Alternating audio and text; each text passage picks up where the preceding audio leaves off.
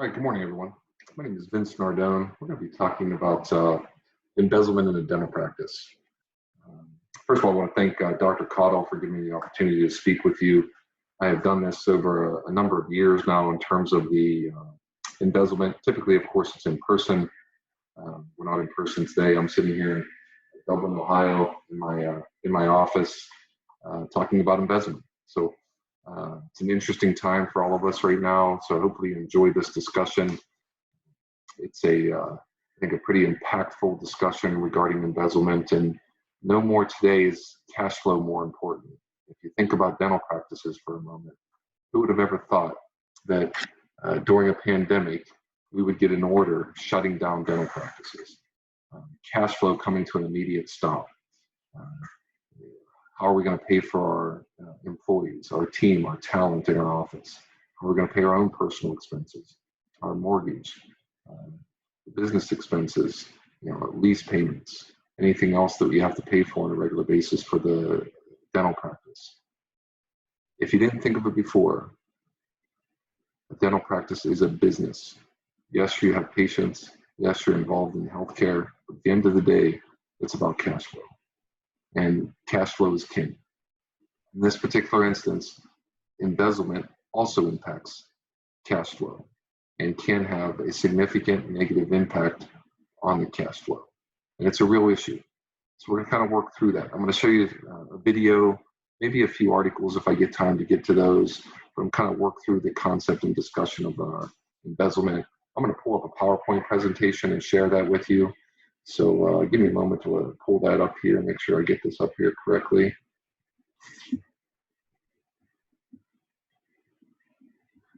Put this on the slideshow. Make sure I'm sharing my sound with you.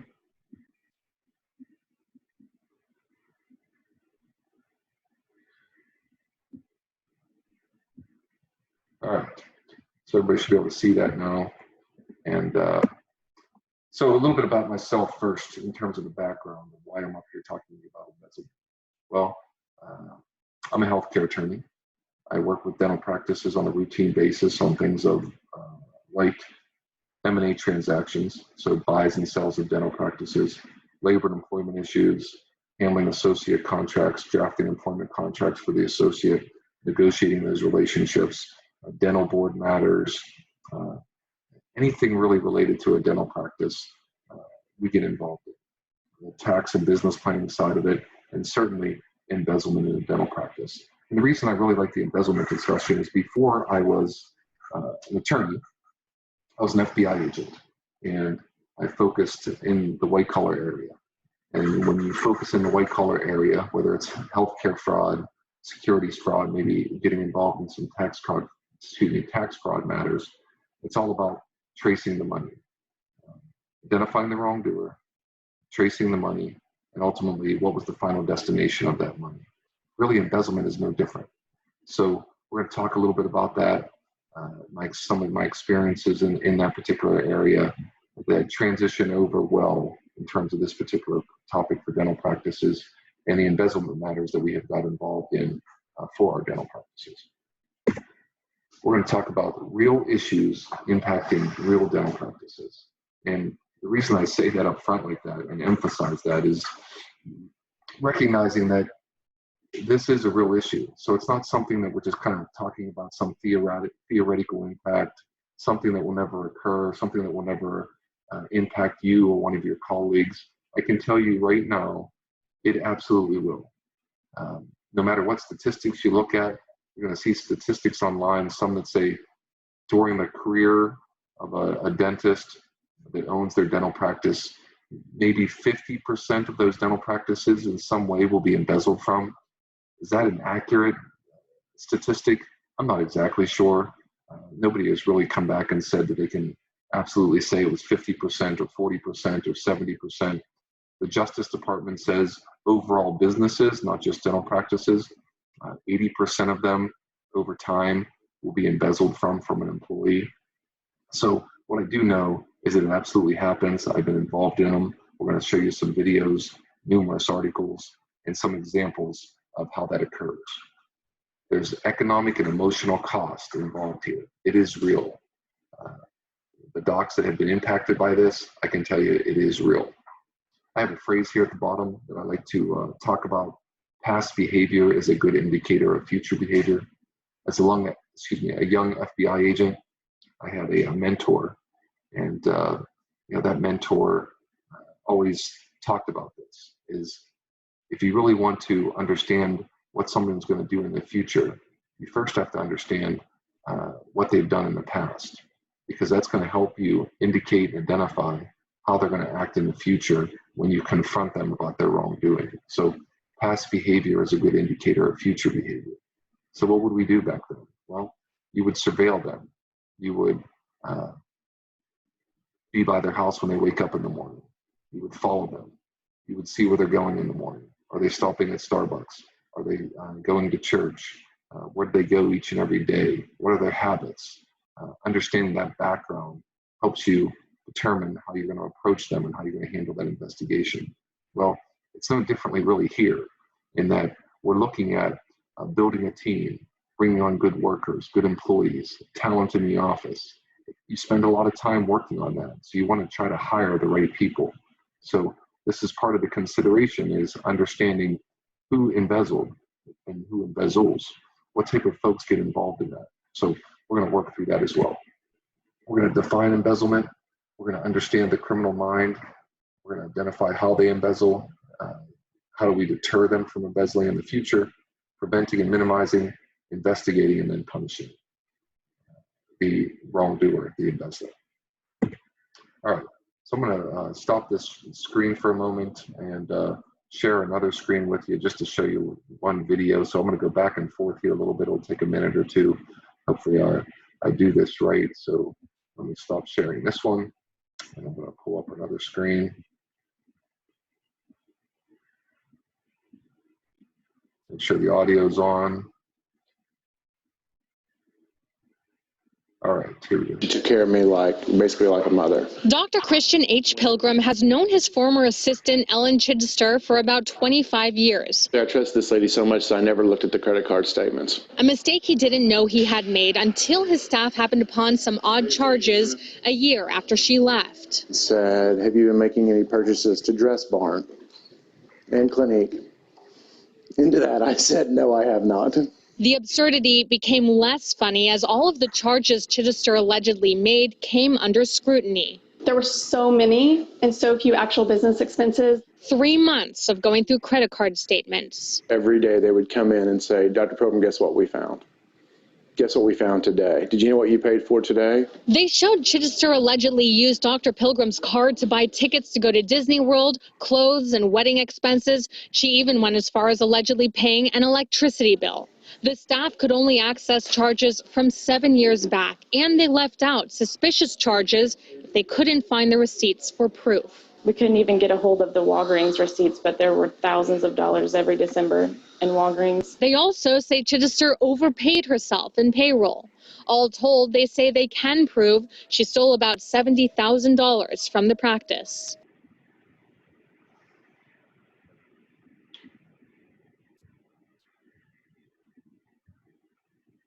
Okay, we're going to jump back to the PowerPoint presentation here, so give me a moment.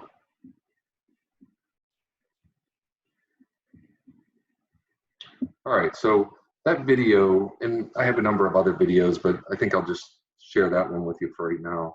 And it really brings it home. I want you to think about that video, some of the things you heard of how they were embezzling, the characteristics of the person that was embezzling. So we're going to work through that as well here in a few moments. All right, so let's define embezzlement. The intentional and fraudulent taking of another person's property by one who has been entrusted with the property for his or her or another's own use. And that's a pretty broad definition. So what are some examples here? Pockets patients' cash payments. Yeah, pretty basic. Falsification of expense accounts. Misappropriation of the supplies. Personal use of a copier. Performing personal tasks on practice time. So really when we think about this, in this particular definition, the way someone embezzles and how we define embezzlement is only limited by the criminal mind. It's only limited by the person that does the wrongdoing. They're going to be very creative. And you can joke about it to say, if they really focused as much effort they focus on in terms of embezzling from someone, think about how successful they really could be if they did something legitimate.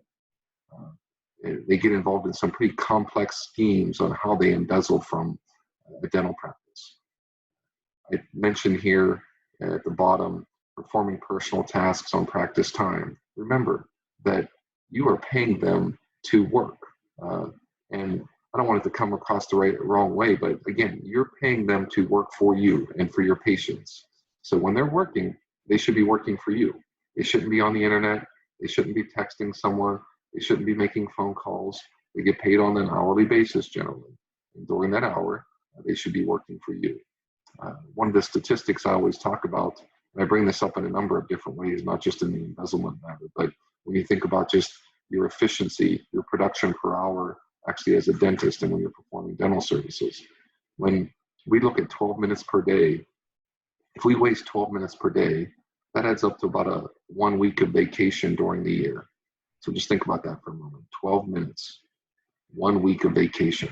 So if they're performing personal tasks on practice time, just 12 minutes during the day, you've paid them 1 week of vacation. Kind of brings that home, doesn't it? I have the one there I mentioned on the personal use of the copier machine. And I've had that one time where someone was inappropriately using the copy machine to make thousands of copies of a particular document for personal use. Well, who's paying for that paper? Who's paying for the use of that machine? When you lease a copy machine, every copy that's made, there's a charge that goes back to the leasing company for that as well. Is that embezzlement? I think it is. It absolutely is. Again, someone else is paying for your own personal use. All right, so that's defining embezzlement. The primary motives for a person to embezzle, the need for money, pretty explanatory, self-explanatory, revenge, and excitement. So the need for money. Well, how do we identify that? Maybe something's happened in their life. Maybe they have, their spouse lost their job. Maybe they have some sort of addiction in the family. Maybe it's gambling. Maybe there was a divorce situation. No matter what it is, there's a need for money. There's things that are out there. Revenge. Well, how does revenge play into this for a dental practice? Well, when we think about a dental practice for a moment, what do we see with some dentists? And some that are, it makes sense, and then maybe some that are spending above their means. And what I mean by that is, what if they have a real nice car sitting outside? They're driving a BMW, or they have lavish expenses. They travel a lot. They have all these pictures. They bring them into the office. They're showing staff their pictures of when they just came back from Italy or Hawaii, or a big wedding they had for a family member. There's a certain percentage of folks that get jealous about that. They are vindictive. So the revenge comes in when it comes to that jealousy side of it. And then the excitement side of it as well. What do I mean by that?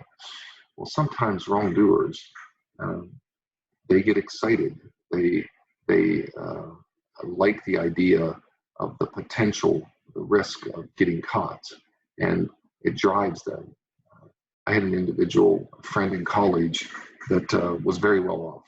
His dad was a doctor, owned his own practice, but yet he shoplifted. He would go into a grocery store when we were buying groceries during college, and he would order some lunch meat, and he would eat the lunch meat before he left the grocery store, and of course not pay for it. Or he would pocket something. He certainly didn't need the money. He had plenty of that. Parents were paying for college. Parents gave him a stipend. I was aware of that. He told me about it. But yet he still did that. And why does someone do that? Again, the excitement. Understanding white-collar crime, the dark triad. This one, I think, is really important. And what I mean by that is it's the type of person that gets involved in this type of activity. so we call it the dark triad because it's the characteristics and aspects of someone that embezzles.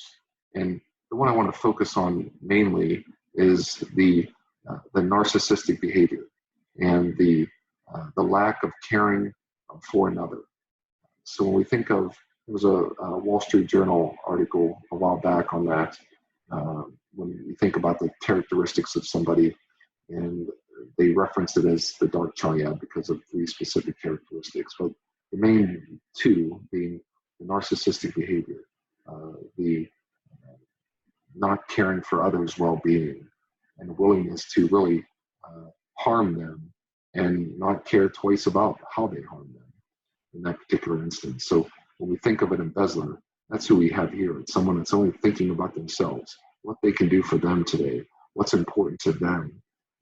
Doesn't matter how it impacts the dental practice. It doesn't matter that the dental practice has a mortgage, has rent, has to pay for the other team members, paying their staff, has to pay their own personal expenses of the doctor. They're not worried about that. They're focusing on themselves, and that's it. So the dark triad, it's a really good article. If you want a copy of that article, feel free to email me. My contact information will be at the end. I'm happy to share that with you. If you get involved in like the psyche side, the psychology side of an embezzler, that article is certainly helpful. So what are the traits of an embezzler? Something that we really have to emphasize. I'm going to spend certainly a few minutes on that. And the reason we're going to spend a few minutes on that because understanding these traits will help you better understand how to hire someone, how to work with your team, how to put measures in place to minimize disruption within your practice, to hopefully deter and minimize the opportunity of an embezzler to embezzle from you when you own your practice or working within a group practice, as an example. So extremely well liked by other staffs and members and patients. Something you would certainly think would be a very positive characteristic of probably one of your best workers, right? Extremely well liked by other staff and patients. One of the family, meaning someone that you absolutely feel is a family member, not only within the practice, but maybe your own personal family. Very proficient at their job and hardworking, often to the point of working extra hours and taking work home. Again, someone that's a go-getter, a doer, someone that's controlling and jumps in and gets the work done. Rarely takes vacations or even days off. Well, why is that? Why do you think that they take little time off? At this point is when I would usually ask someone to answer that question. You raise your hand. The answer is, though, that it's there because they're concerned about someone finding out what they're doing. So they don't want to take vacation. They don't want to take days off. As someone that works with practices and healthcare professionals, we encourage them to make sure that their talent in their office takes the weeks off of the vacation that is offered for a number of reasons, not just because of the potential of embezzlement, but just the well-being, the happiness of that particular staff member, but also to cross-train folks to make sure that others have the opportunity to work in a particular area, just in case something would happen down the road.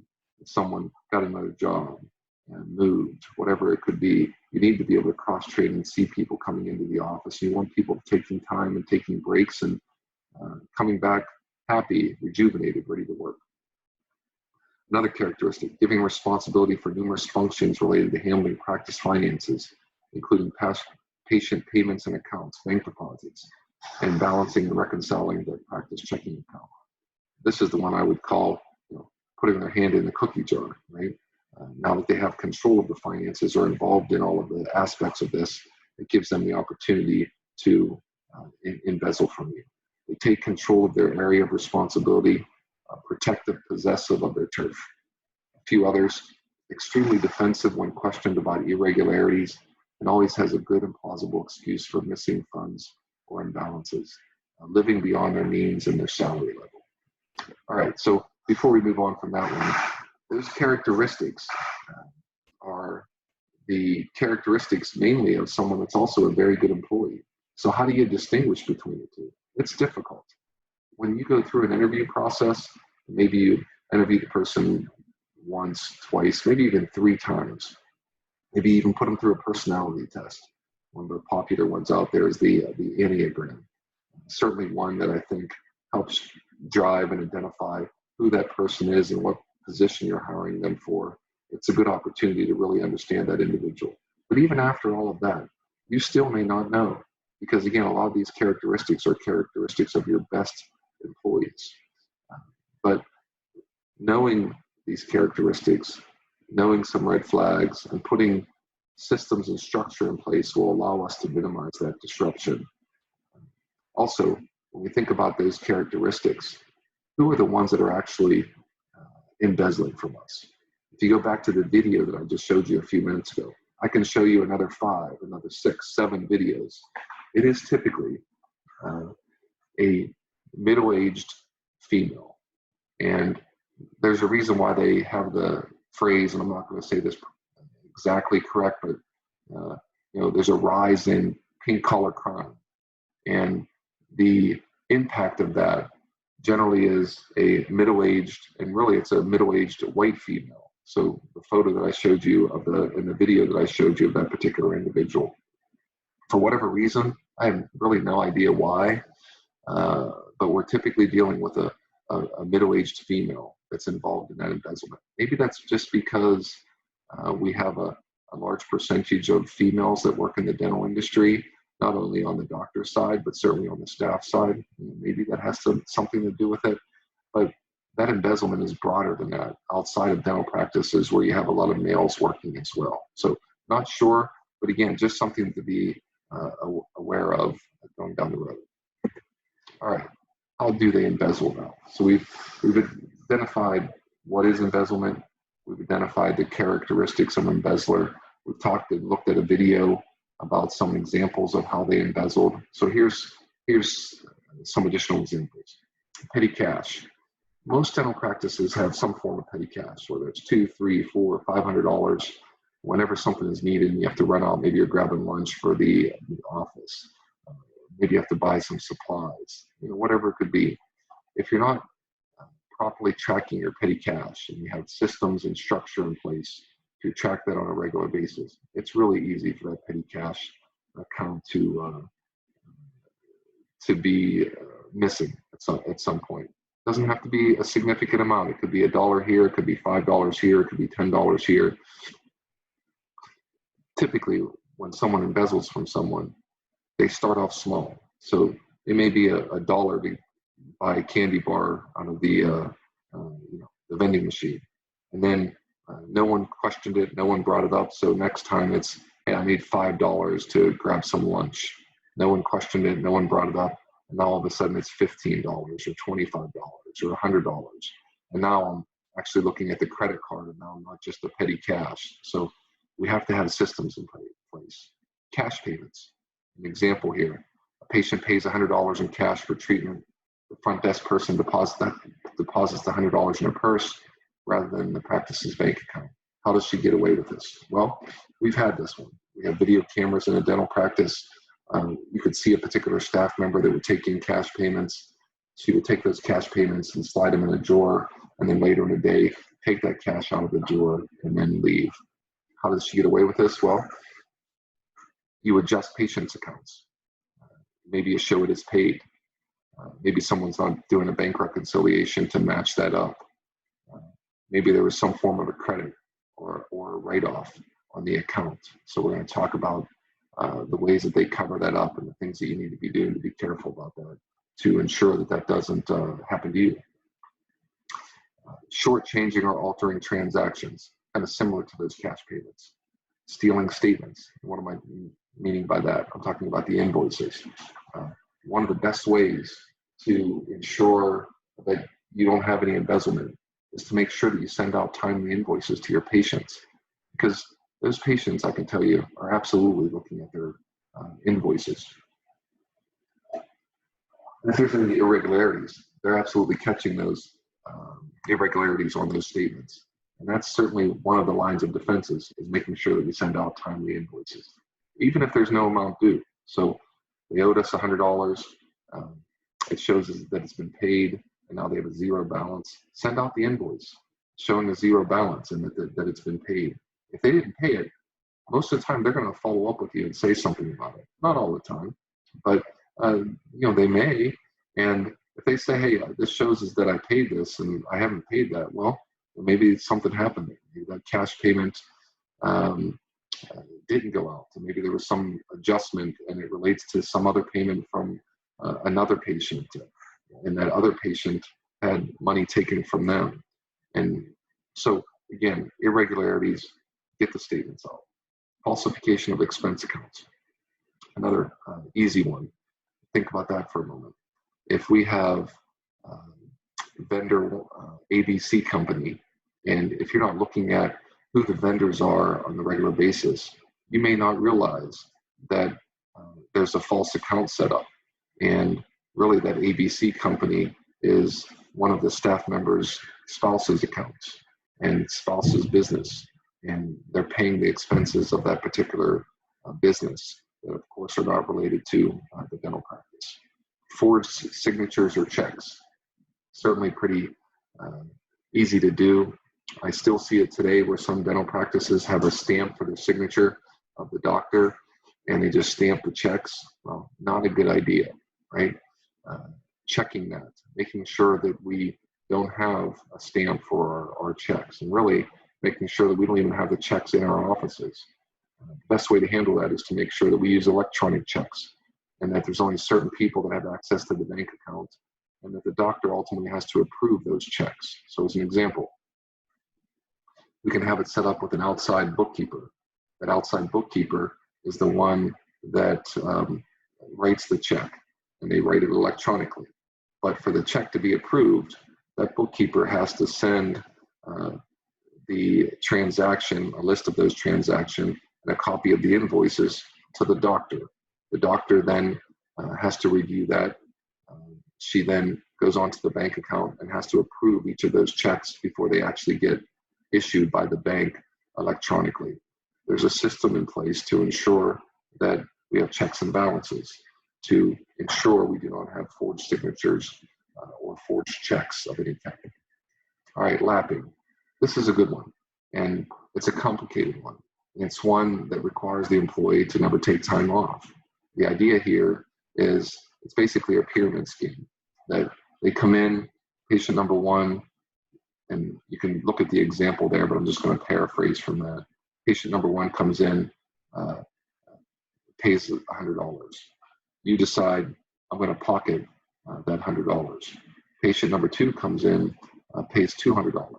Well, they take $100 from patient number two, apply that to patient number one, and then patient number two has another $100. And then we have patient number three that comes in, and that kind of continues. And at some point, if it stops, meaning at the end of the day, there's not going to be a credit for that next patient down the road, somebody should see that. But if they follow it and they're tracking it themselves, maybe it's not caught. We certainly had a situation where the wrongdoer, the embezzler, would carry a yellow pad around with her. And that's how she tracked what the next payment was and what patient was involved, that she has to make sure is applied properly to ensure that she continues to cover up her payments. Right. Supplies and vendors. Again, I mentioned before, creating fictitious vendors, buying supplies and then selling them for 10% increase to the practice, paying actual vendors twice, claiming a clerical error, and then requesting a refund that comes to her and is cashed. What do you mean by that? Well, maybe you ordered two of something, and it's absolutely something that you use within the dental practice, but then you return one of them, and then you get a check back. Well, guess what? The dental practice, unless you're really carefully looking at that, all you're going to see is that you made a payment to a vendor that you work with all the time, and that you bought something that you use all the time, but you don't see the fact that there was a refund that came back. So you have to have checks and balances that are in place. One person makes the orders, somebody else is the one that kind of checks them as they come in, and so we have more than one person involved in the process. Over ordering and returning extra supplies. Again, I just talked about that. Payroll. We have the potential issue of ghost employees. So fictitious employees, individuals that really weren't working within the practice, but yet they're receiving a paycheck. increasing gross pay but keeping the net pay the same. So again, they are manipulating the paychecks, and if you're not carefully looking at the payroll on a routine, regular basis, you may not catch that. Pay extra vacation and sick days in every paycheck, or simply lie about the number of hours worked. Again, we talked about earlier on the definition of embezzlement, where we have using their personal time. Here it's just outright fraud, where they say they work 10 hours when they only worked 8 hours. Or again, they're padding their pay by giving themselves extra vacation or sick days. Now, we don't want to accuse folks every day about lying or stealing, but what I'm telling you is it happens. So the only way to make sure that you minimize it is you have to watch it. You have to have systems in place, checks and balances. So you need someone that's checking the payroll for you. It's likely not going to be you as the dentist. You generally don't have time to do that. You certainly need to oversee someone that is doing it for you, but the person that's overseeing and doing it for you should not be one of the employees that are working for you. It should be your outside accountant, or maybe your outside bookkeeper that works with you, someone that does not have a relationship with your team and your talent in your office. And let me talk about that for a moment, since I mentioned that. Having an outside professional involved that doesn't have an emotional contact or relationship with the folks in your office is very important. So the use of an outside bookkeeper, absolutely important for a dental practice.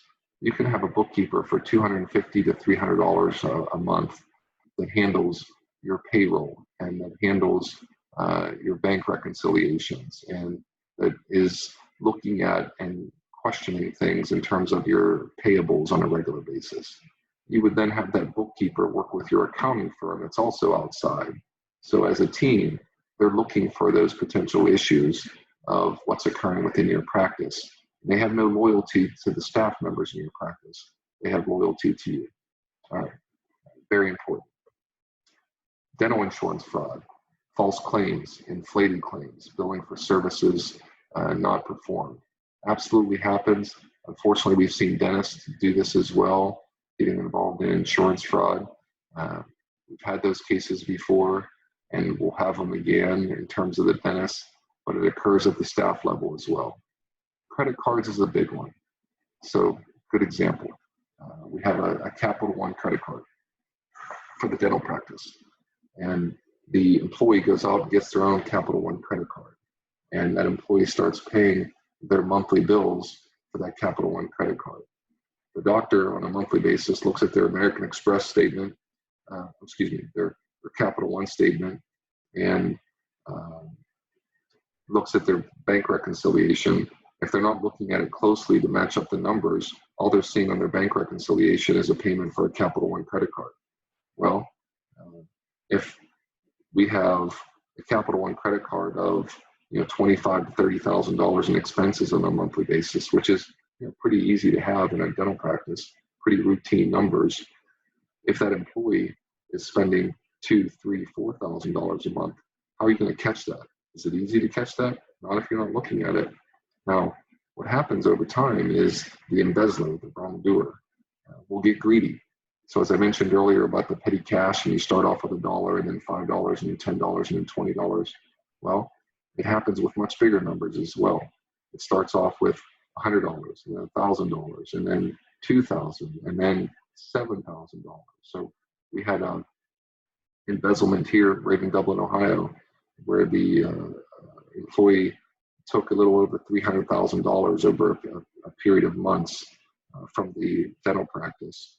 And that's what happened. We were using a credit card similar to the dental practice, and the person got greedy, and that's how they were ultimately caught, because they made one $7,000 purchase.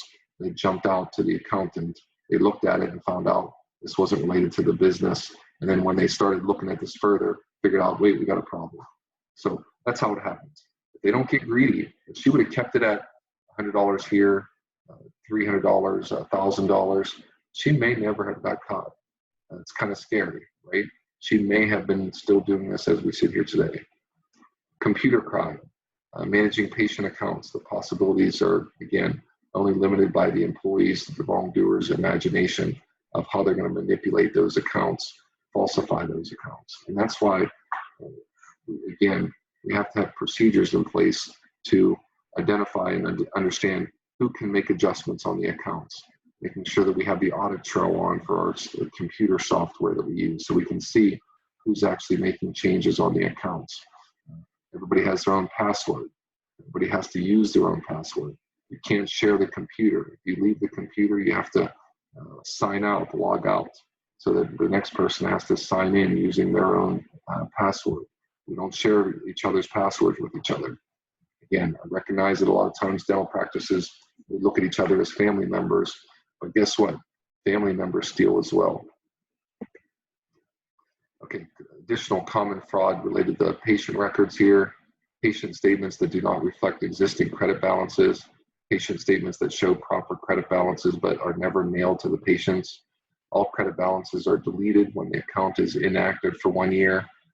Credit balance is maintained in a patient's account until it appears certain that the patient will not ask for a refund. Mixing of various categories of charges and payments to create confusion. Failure to notify patients of errors or adjustments that are created that remove credit balances without the knowledge of the patient. All right, now those are just a number of examples that we have in that particular area. And at the end of the day, what we have to realize is that people lie, they cheat, and they steal. And I know that that may be uncomfortable to someone, but it's the truth, right? We have certain characteristics of individuals, going back to the dark triad, the narcissistic behavior, the manipulation, not caring about someone else's well-being, only caring about themselves. There are people out there. When you, as we sit here today, probably all of us in our own apartments, condos, houses, maybe you're in an office building, we all know someone that has lied to us, cheated, or stolen from us. And it could be in many different areas. Maybe it was just a personal relationship. But there are folks out there that will lie, cheat, and steal. You have to just be honest about that and recognize that. And unfortunately, there are team members that may do that as well. And therefore, don't be naive about it. Get systems and structure in place to avoid that. And hopefully, you have the greatest staff ever, and it will never happen to you. But don't say never, because it will at some point if you don't have the appropriate measures in place. All right, so how do we deter? We make it clear that the embezzlement of any kind will not be tolerated and will be cause for immediate termination and prosecution. We do that by having that in our employment handbook. We require them to initial off on the office policy and the acknowledgement of the embezzlement. We actually had them write that in. That's part of when we bring them in as a new employee, that we emphasize that. We have them initial that. We talk about the systems and structure that we have in place to ensure that that doesn't occur. We do background checks. We have hiring policies in place related to those background checks. Now, this is one area, and I apologize up front about this, but I'm going to tell you that we have a lot of dentists that are cheap, and I don't know how else better to say it. They don't want to spend $500, $750, maybe $1,000 to do a good, thorough background investigation of the individual. They don't do a background check. They don't do a criminal check related to that particular individual. And then they find out later that that particular person had a record. Maybe they embezzled from someone else before. I've had that case where someone actually had check fraud charges where they were stealing individual checks and writing checks. And they got hired, and guess what they did? They embezzled from them. Well, again, think about past behavior as a good indicator of future behavior. How are you going to find that out? Well, the only way you're going to find that out is doing a good, thorough background investigation and a background check on that. Was the $750 or $1,000 worth it? Absolutely. Over the time, if you think about replacing an employee, it really takes a new employee 18 to 24 months to get up to speed within a business. 18 to 24 months. Think about the cost of having to hire a new employee, but yet someone may not be willing to spend $500 or $750 as an investment up front to ensure that they're checking all the boxes, making sure that they're hiring their right individual. Why not? This is one of those areas. It's very frustrating to me that they don't get that background check done. Get the background check done. Make sure it's being done right. There are a lot of other good things to do as well. The personality testing, the signing off on the office policy, all steps that we're taking to deter. All right, we're asking, does the position require interaction with others, involve access to sensitive information, or otherwise constitute a position of confidence and trust? If so, we may again have additional scrutiny when it comes to that particular person or that particular hire, or maybe the checks and balances that we have in place for that particular position are different than another position that doesn't have that same type of access to sensitive information. Again, goals of the background check: reduce the risk of embezzlement, limit exposure for negligent hiring, and decrease the likelihood of discipline-related problems. So I always use the phrase, we minimize disruption to maximize profits within a dental practice. Well, if we're reducing the risk of embezzlement by doing a background check, that's a good thing. If we are decreasing the likelihood of discipline-related problems by identifying folks that may have had past behavioral issues, that's a good thing. And then that middle one there, limiting exposure to negligent hiring. We're making sure that the individuals that we're hiring, that we're providing a safe environment for the talent in our office, the ones that are the good workers. And we're not bringing bad apples into that environment. I can tell you, one bad apple will have a significant negative impact on the culture within your practice. You commonly hear someone talking about the cancer spreading in the office. That once you've identified that cancer, you have to cut it out and eliminate it as soon as possible, or it will spread quickly. And we deter it by not hiring it in the first place.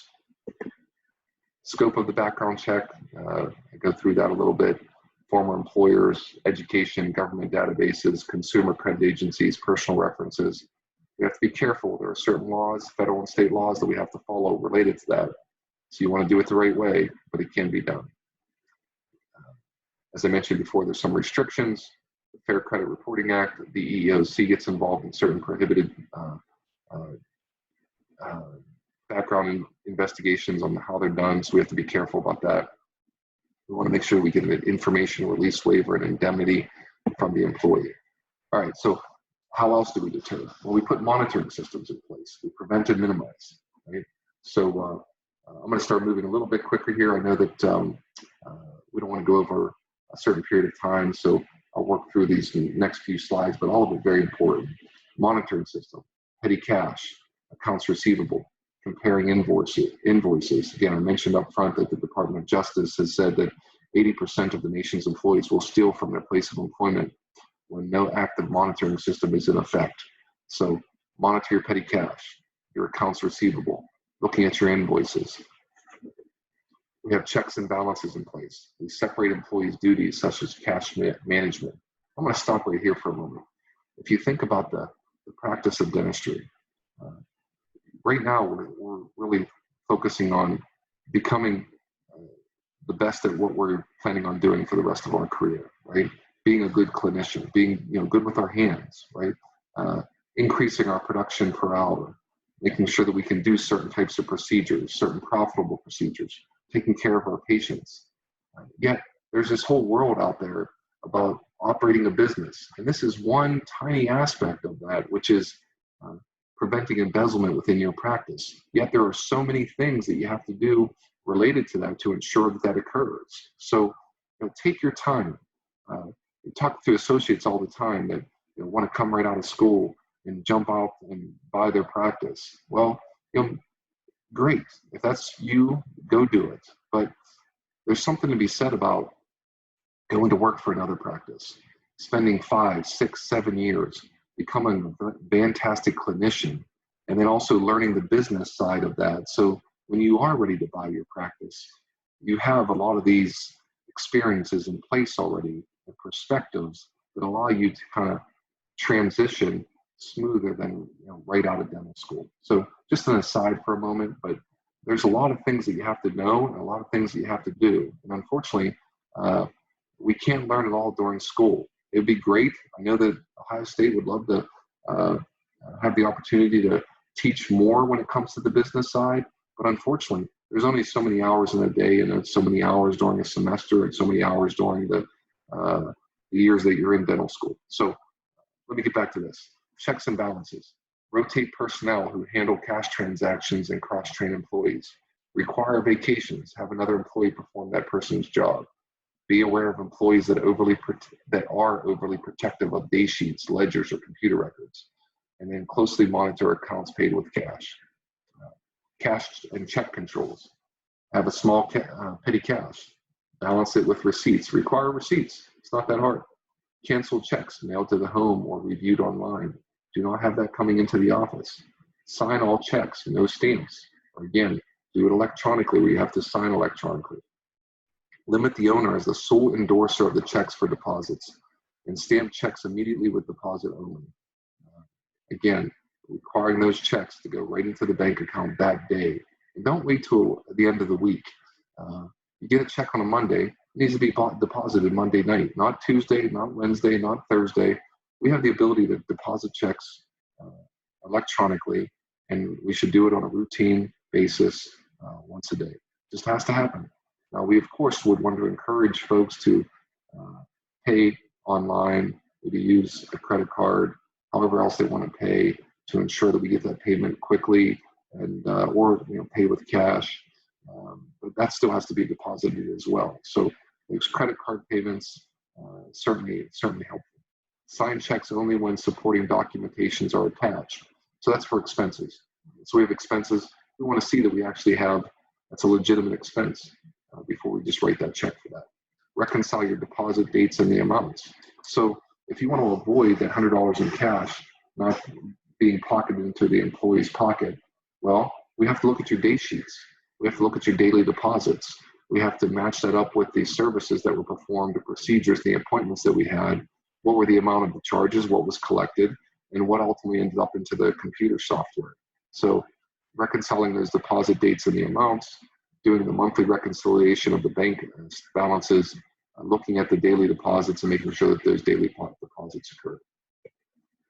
The accounts receivable side, mentioned before, make sure you send the patient statements out, the invoices, on a regular basis, even if there's no current balances owed. Personally approve unusual discounts or debt write-offs and adjustments. You can, through your software, track that. You can put certain restrictions in terms of who can write something off or make adjustments. You want to track that.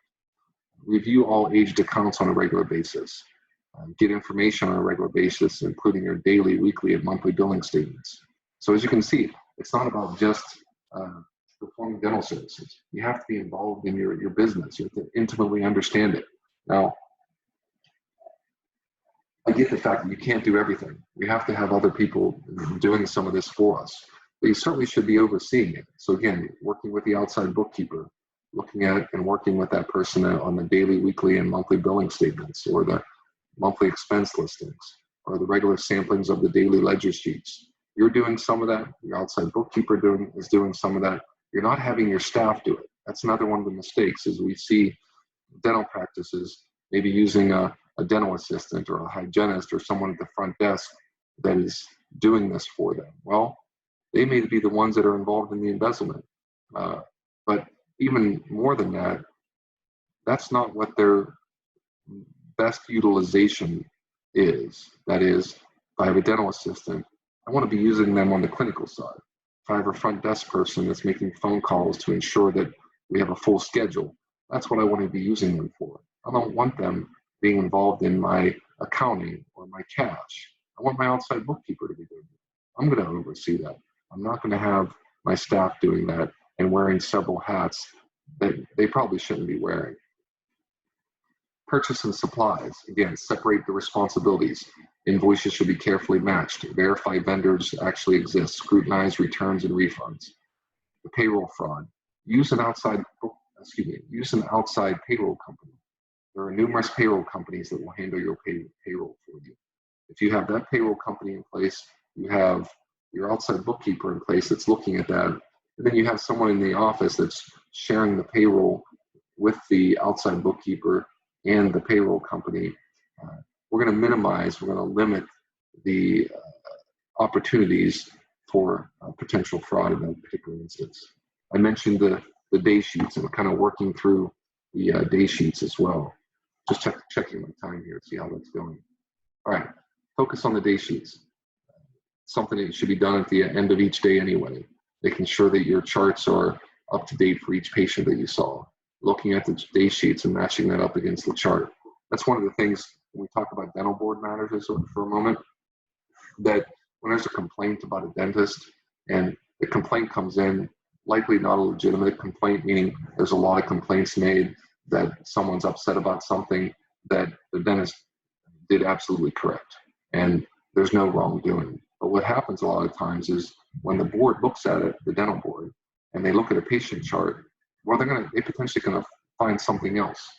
The dental chart is one of the most important things that you can do in terms of the practice of dentistry, of ensuring that it's complete, thorough, and very detailed. So if your diagnosis was X, you list out what the diagnosis was. If you prescribed something, well, explain what the medical necessity was, explain what the diagnosis was and what the treatment is, and what the potential issues were and what you observed with the patient. That should all be in the chart. Well, another thing that we need to be careful about and scrutinizing is the day sheets and matching that up against the chart and the services that were performed. Credit card statements, scrutinizing those on a regular basis and then destroying them. The computers, you have to understand your own software. I hear time and time again doctors that specifically say, I don't understand the software. That's what Jill is for. Jill's the one who handles that for us. Well, you need to understand the software as well. There's just no good excuse for it. Protect your passwords. Do not share your passwords. If we have 7 people in the office, or we have 17 people in the office, we should have 7 passwords or 17 passwords. We should not be sharing passwords with one another. If we're sharing passwords, then I can't come in and help you track and investigate the wrongdoing, because it would be really easy if everybody had Jill's password, that Jill could say, well, everybody has my password. How do you know it was me? And, good point, good question. So protect your passwords. Employees should not have access to the office computer system during unsupervised hours. I know a lot of times an employee will say, hey, I'm happy to do that over the weekend or in the evening, and they give them access to the computer while they're out of the office. Now, certainly in the current situation we're dealing with when it comes to the pandemic, we may have had to do that. But on any normal day, when we're all back in the office, we should not have these unsupervised hours. Deposit all receipts daily, credit card information, maintain confidential and private. Again, insist employees take yearly vacation. All right, so if we did all of those things and we go back to those steps of preventing and minimizing, we just implement each one of those steps, we are going to minimize and potentially prevent that from occurring within your practice. These are some really basic things, checks and balances that we can kind of work through and implement within your practice. All right, a couple last things here. Investigating the embezzlement, starting the investigation, who, what, when, and where. That's where you jump in, you start looking at the bank accounts, you start looking at the underlying documents, the checks, the computer software. It comes down to nothing but tracing the money. Investigating that through your attorney. We work with former IRS CI agents, criminal investigators that work for the Internal Revenue Service. Probably the best at what they do in terms of tracing dollars, tracing money. I know I'm a former FBI agent, but man, I can tell you, I worked with some really solid IRS CI agents, and I've seen some even more recently on clients that were being scrutinized on something that they may have done or been involved with, and they are the best of the best. So there are retired ones out there that do that type of work as well. So work through the attorney and get that done. Certainly work with your accountant. Another way to handle it and be involved in the investigation of the wrongdoing. Looking for key documents and how to handle them, typically bank records. Doing the interview. That's the part that I really enjoy. Interviewing the wrongdoer.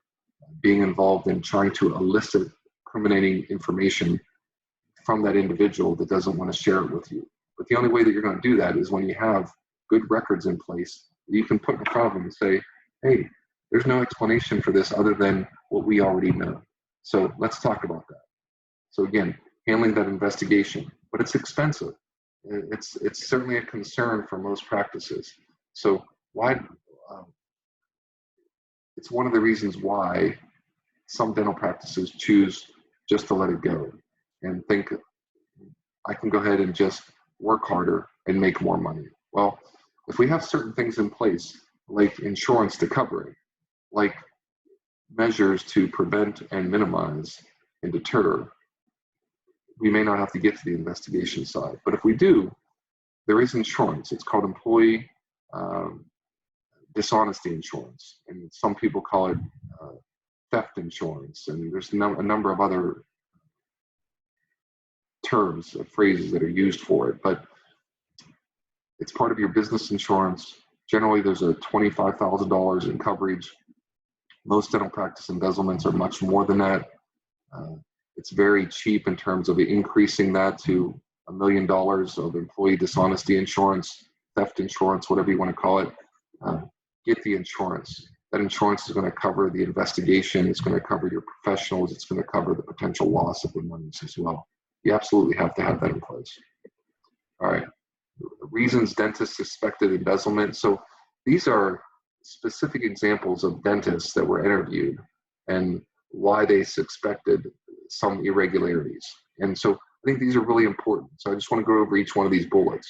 Again, these are coming from dentists saying what they found. All right. First one, patient or vendor complaint of a billing irregularity. Second, employee defensive when questioned about some discrepancies. Third, reported by other employees.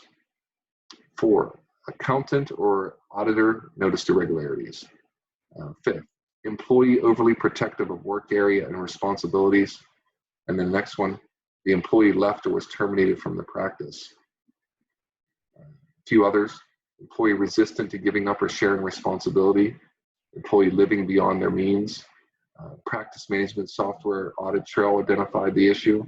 The change in the employee's personal circumstances resulting in unusual behavior. The day sheets or accounts were rarely balancing. Employee had difficulty handling personal finances, or employee worked overtime, especially when unsupervised. All right. We can't put our head in the sand. We have to be involved in our practice. And if we're involved in our practice, maybe we're seeing one of these things. So when an employee becomes defensive when questioned about discrepancies, don't just brush it off as if that person just had a bad day. Maybe she just had a bad day today. But when she consistently is defensive, there's more going on. Maybe it's not embezzlement. Maybe there's other issues going on that needs to be addressed with her. It's certainly something that should be considered. All right, financial losses from embezzlement. You can deduct losses on your tax return, not in certain circumstances, so we have to look at that. Filing an insurance as the proper claimant, timing of the theft loss, the amount that's deductible. You have to look at those things. You're working with your accountant on that. I mentioned the insurance, which again can be named a number of different things, including crime fidelity insurance. All right, so I'm going to finish up right there. And what I want to just kind of mention at the end here is to recognize again that a dental practice is a business, and cash flow is really important. And when we're working with our practices, we're thinking about making sure that we have all the systems and structure in place to minimize disruption and to maximize profits. And it's not just on the embezzlement side. It goes all the way down back to having the appropriate systems in place to hire the right people. Once those people are hired, to maintain those individuals. It's very costly when you lose an employee. It's an 18 to 24 month turnaround. There's a lot of expense involved in that you can't necessarily pinpoint. But I can tell you, for them to become efficient with what they do, there's 18 to 24 months for that to occur. So it's very costly. So having systems and structure to maintain those employees. And then on the other side, when there is someone that has to be transitioned outside of the practice and handling that. Well, the embezzlement part of this, the systems and structure that need to be in place, is just one aspect of many within the business planning of operating your practice on a going forward basis, but you can't ignore it. It's just one thing that you kind of have to work with and work with others within your practice, maybe your outside accountant, your attorney, to ensure you have those systems in place. They can be put in place. There's checklists that can help you kind of work through that to ensure that you're in a position when you're doing well, you're successful in your practice, that you're benefiting from that. Your staff and your talent are benefiting from that by the good work that they're doing, and that we're not allowing wrongdoers, those individuals within that dark triad, taking from us something that doesn't belong to them. So take the steps, do the due diligence, and really think that through. So I just want to say thank you again, Dr. Cottle. I appreciate you allowing us to participate in this class. And everyone, I hope we all get through this, get back to normal life at some point, and look forward to the opportunity of seeing you and meeting you in person. Okay, thank you. I'm going to go ahead and stop sharing this. Have a good day.